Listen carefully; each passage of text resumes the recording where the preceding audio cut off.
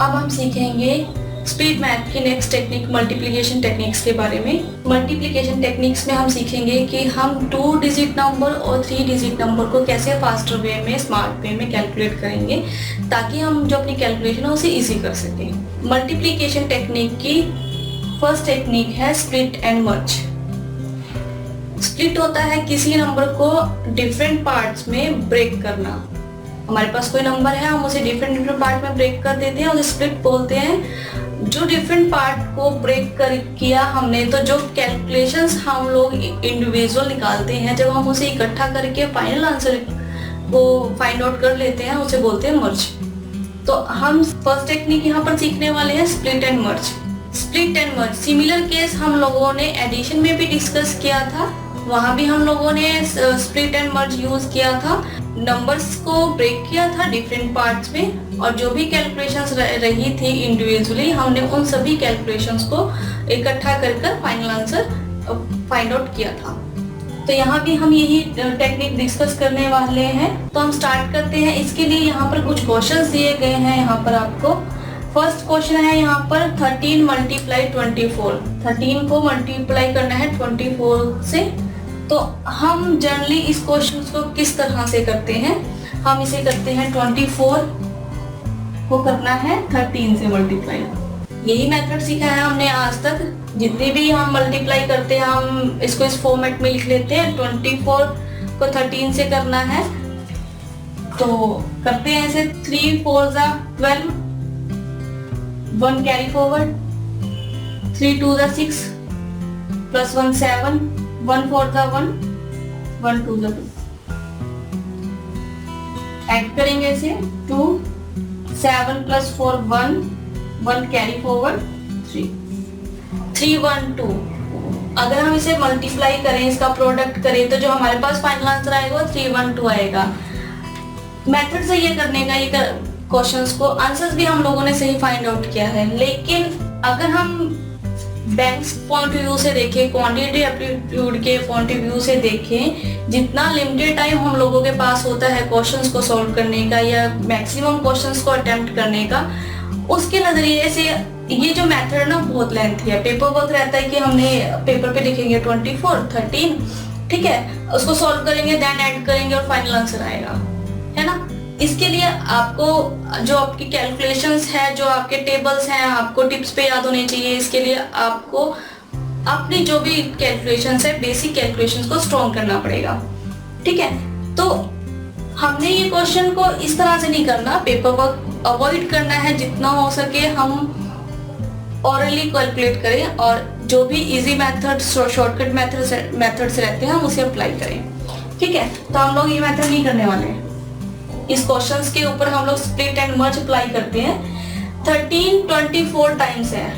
हम इसे बोल सकते हैं कि 13 को 24 से मल्टीप्लाई करना है, मतलब जो 13 है वो 24 टाइम्स है। जब हम किसी नंबर का प्रोडक्ट निकालते हैं तो वो होता है कि जैसे A प्रोडक्ट B, अगर कोई नंबर A है, वो प्रोडक्ट, उसका प्रोडक्ट B से निकालना है, तो A भी प्रोडक्ट होगा B का और जो B है वो प्रोडक्ट रहेगा A का।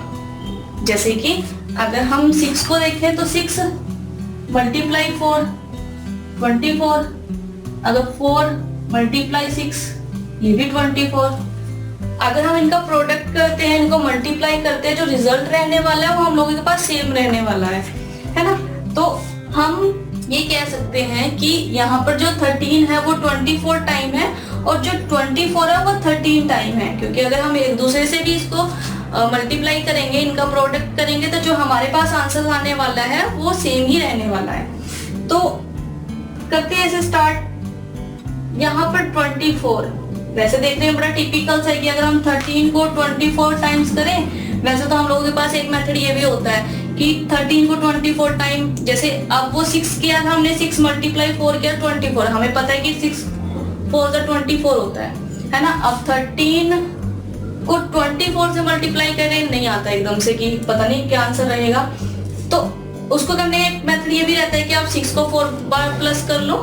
6 प्लस 6 12, 12 प्लस 6 18, 18 प्लस 6 24, है ना। तो हम उसे उस तरीके से भी कर सकते हैं। लेकिन अगर हम 13 को 24 टाइम प्लस करें या 24 को 13 टाइम प्लस करें तो ये भी टाइम टेकिंग प्रोसेस रहेगा। लेकिन जो हमारे पास एग्जाम में प्रीशियस हमारा जो टाइम रहता है ना, हमें जो वहाँ पे प्रीशियस टाइम मिलता है, हमें इसे वेस्ट नहीं करना, ठीक है। तो मैं इस पे स्प्लिट और मल्टीप्लाई कर रही हूँ, यानी कि 13 मल्टीप्लाई 20 प्लस 4। मैं इसे इस तरह से लिख सकती हूँ क्योंकि मैंने स्प्लिट किया है 24 को 20 प्लस 4 में। अब जो 13 है इसको हम मल्टीप्लाई करेंगे 20 से, प्लस जो 13 है इसको मल्टीप्लाई करेंगे 4 से, ठीक है। अब हमने इसको स्प्लिट कर लिया। अब इंडिविजुअल कैलकुलेशन हमारे पास रहेगी। 13 को 20 से मल्टीप्लाई करेंगे तो आएगा 260, प्लस 13 को 4 से मल्टीप्लाई करेंगे तो 52। अब जब हम इनको ऐड करेंगे तो हमारे पास आंसर आएगा। अगर अब आप जो आंसर इस मेथड से आया उसे कैलकुलेट करें और इसे कैलकुलेट करें, कंपेयर करें तो सिमिलर है हमारे पास, है ना। तो आप अपनी कैलकुलेशंस को अपने कन्वीनियंस के अकॉर्डिंग इजी कर सकते हैं। आपको इतना पेपर वर्क नहीं करना। मैंने यहाँ पे आपको समझाने के लिए इसको 24 को ब्रेक किया तो 20 प्लस 4 में, उसके बाद मैंने 13 को 20 के साथ मल्टीप्लाई किया, 13 को 4 के साथ मल्टीप्लाई किया, और जो मल्टीप्लाई अगर 13 को 20 से मल्टीप्लाई करें तो 260 आया, 13 को 4 से मल्टीप्लाई किया तो 52 आया। हम इन दोनों को ऐड करते हैं तो 312 हमारे पास आंसर आया। इतना पेपर वर्क आप लोगों को नहीं करना एग्जाम पे, आप ओरली कर सकते हैं क्योंकि इतनी कैलकुलेशंस हमें पता है कि 13 को 20 से करेंगे 260, ओरली कर सकते हैं हम इसे, और 13 को 4 से करेंगे तो 52, 260 प्लस 52 312। इसलिए आप इसे कैलकुलेट कर सकते हैं। नेक्स्ट क्वेश्चन है यहाँ पर 14 मल्टीप्लाई 19।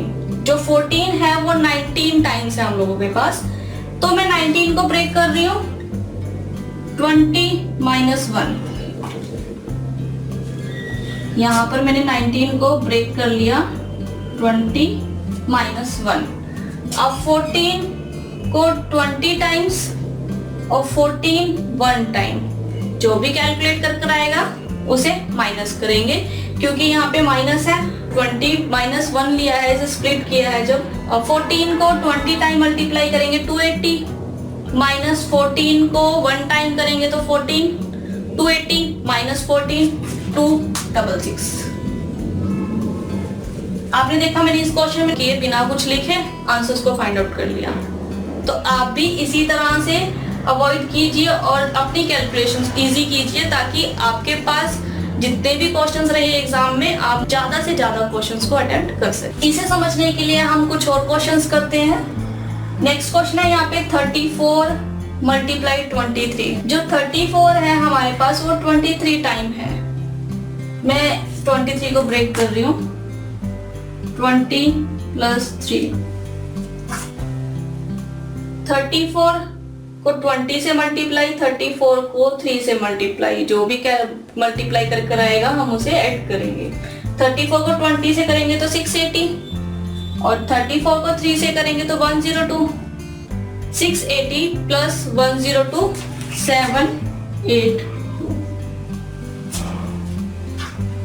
नेक्स्ट क्वेश्चन है हमारे पास यहाँ पे 96 मल्टीप्लाई 18।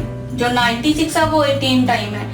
देखने में बड़ा टिपिकल सा लग रहा है नहीं। 96 को 18 से मल्टीप्लाई करना है, या यूं कह लो कि 18 को 96 टाइम मल्टीप्लाई करना है।